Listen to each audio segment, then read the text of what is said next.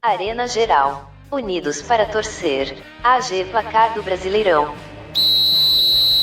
Geraldo do meu Brasil Varonil, seja muito bem-vindo, seja muito bem-vinda a mais uma edição do AG Placar do Brasileirão, seu resumo do Campeonato Brasileiro no fim de semana, que foi antecipado um pouquinho por conta da eleição.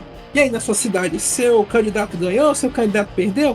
Aqui você sempre vai ser o número 1 da nossa pesquisa.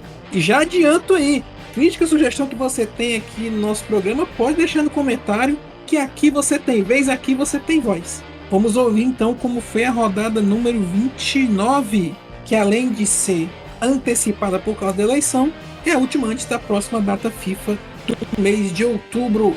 Então vamos que vamos para os jogos da semana.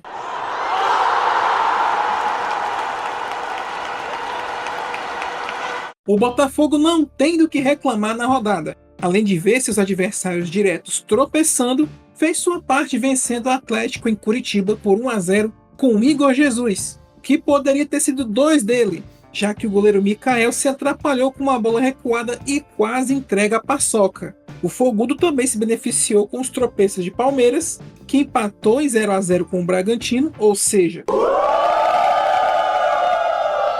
além desse resultado sem gols, a vaia também vai para o papelão das comissões técnicas, que protagonizaram cenas lamentáveis ao final do jogo. Lamentável também foi o Fortaleza, pelo menos para sua torcida, já que perdeu para o Grêmio na casa dos gaúchos por 3-1. Do lado do Imortal, só alegria. Menos pressionado na luta contra o Z4, deu até pro Diego Costa dar uma zoada no auxiliar Marcelo Salles, fingindo chutar a bola nele. Clima tranquilo entre os brothers. Um reencontro que não foi bom para quem visita. O Fluminense recebe pela primeira vez Fernando Diniz como adversário e vence o Cruzeiro por 1-0, um gol de Arias. Os jogadores do Flu foram cumprimentar o antigo treinador, enquanto a torcida pedia 3 pontos de volta ao Diniz. Se o clima com o torcedor do Flu está um pouco mais descontraído, em São Januário a coisa está diferente. A torcida do Vasco ficou chateada com um time que, além de perder a ida da semifinal na Copa do Brasil, não venceu em casa o Juventude, empate por 1-1 que poderia ser pior depois da expulsão boba do volante Souza no segundo tempo, depois de apenas 3 minutos em campo. Já o outro carioca viajou para vencer novamente. 2 ex-jogadores da seleção brasileira que vivem situações opostas como treinadores. Enquanto Felipe Luiz é só alegria com o Flamengo, vencendo mais 2-0 sobre o Bahia, Rogério Ceni amarga mais uma derrota para o Mengo. 15 jogos, 15 derrotas. Um detalhe interessante aqui, dos 3 gols do rubro-negro no comando de Felipe Luiz, 2 foram marcados por Alexandro e Ayrton Lucas, que atuam na mesma lateral esquerda que o Felipe Luiz até no passado era o titular da posição. Olha que coisa doida. Felipe Luiz que fala do Flamengo agora e nós vamos ouvir.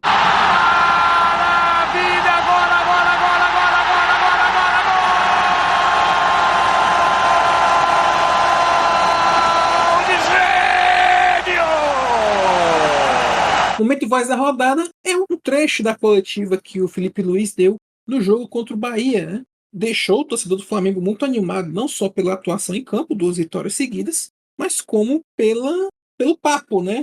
Que dá para entender, né? Ao contrário do que o Tite fazia. E o Felipe Luiz é um treinador bem jovem, né?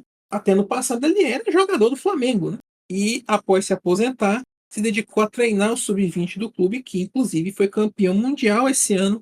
A diretoria deu esse voto de confiança para ele e até agora ele está indo bem, né? 2 jogos, 2 vitórias. E ele fala um pouco sobre esse DNA do Flamengo que pode ser perigoso. Vamos ouvir. O DNA Flamengo que eles falam, a torcida exige, é um jogo muito perigoso. É um jogo muito vertical, um jogo de pressão que se vai correr riscos, porque para não correr riscos, obviamente, 5-4-1 bloco baixo, né? Ou 5-5-0 bloco baixo. Mas como a gente quer ser protagonista no jogo e tem elenco para isso, então os riscos eles vão existir. Em algum momento, e eu deixo bem claro para os jogadores isso, que eles têm que saber que eles vão romper a pressão. Em algum momento eles vão ser driblados, em algum momento eles vão sair dessa nossa pressão alta. E aí tem que saber também ser resiliente, sofrer bloco baixo, como também o time passou por esse momento durante o jogo, e saber aproveitar a outra força que esse time tem, que é o contra-ataque, com jogadores tão perigosos como Bruno Henrique, Michael, Plata, Gerson, Alcaraz, que tem uma força tremenda. Então, assim, o time, eu acredito que para ser campeão tem que ser um time que está preparado para tudo, para jogar curto, se tiver que jogar longa, se tiver que pressionar, se tiver que sofrer em bloco baixo, tem que ser o melhor em todas as facetas. Então, a partir disso, Com esse elenco que tem, eu acredito que pode ser feito.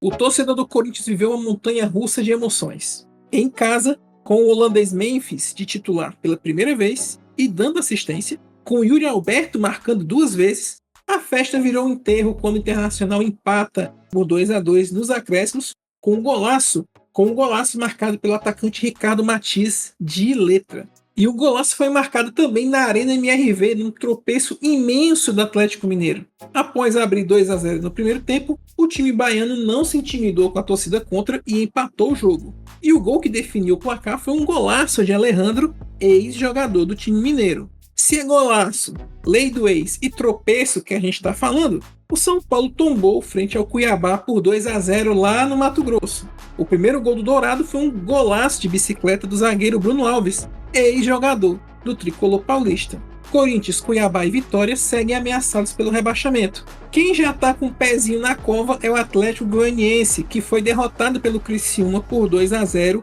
lá na casa do Tigre.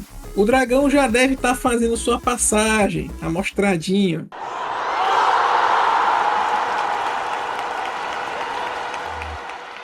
Resumindo, a rodada 29 teve os seguintes resultados: Criciúma 2, Atlético Goianiense 0, Fluminense 1, Cruzeiro 0, Grêmio 3, Fortaleza 1, Atlético Mineiro e Vitória 2-2, Bragantino e Palmeiras 0-0, Atlético Paranaense 0, Botafogo 1, Bahia 0, Flamengo 2, Corinthians Internacional 2-2, Cuiabá 2, São Paulo 0, Vasco e Juventude 1-1.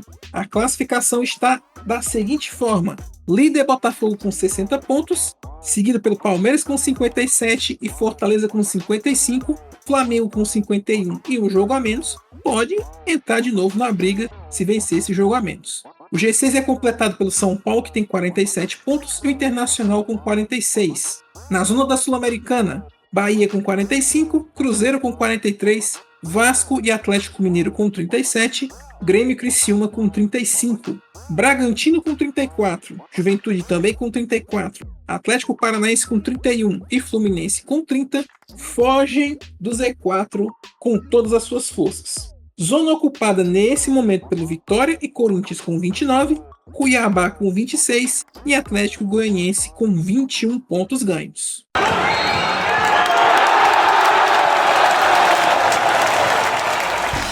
Estamos entrando mais uma vez numa data FIFA, então não teremos rodada do Brasileirão no próximo fim de semana.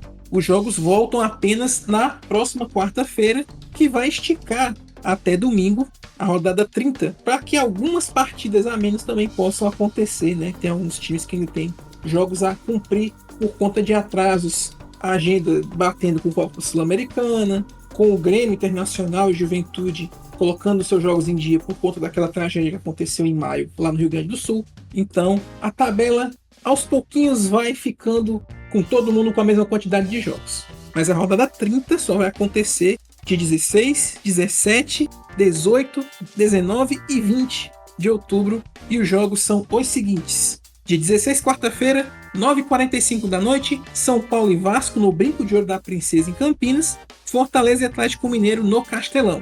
Dia 17, quinta, 8 da noite, Flamengo e Fluminense do Maracanã, Fla-Flu simplesmente, Corinthians e Atlético Paranaense na Neoquímica Arena. Dia 18, sexta-feira, 3 partidas, 7 da noite, Atlético Goianiense e Cuiabá no Antônio Ascioli, Botafogo e Criciúma no Maracanã às 8 da noite e 9h30 da noite, Cruzeiro e Bahia no Mineirão. Dia 19, sábado, 2 partidas, Grenal no Beira-Rio, Internacional e Grêmio, Vitória e Bragantino no Barradão.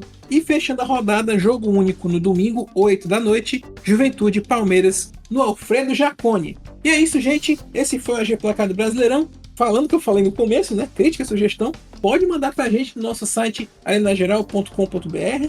Lá você encontra várias outras curiosidades sobre o mundo esportivo. E também no canal Esquis, você pode deixar seu comentário, o canal Esquis, que é parceiro desse projeto. Além desse podcast, você pode encontrar outras produções lá no canal do YouTube. Então se inscreve se não for inscrito, falando o sininho para não perder nenhuma notificação, compartilhe com os amigos e deixe o like para que o YouTube entenda que esse programa pode chegar a mais geraldos como você. Mas é isso, nos ouvimos agora, deixa eu fazer as contas aqui, só daqui a 2 semanas, exatamente, só daqui a 2 semanas com mais um programa para resumir a rodada 30. Abraço a todos Até a próxima!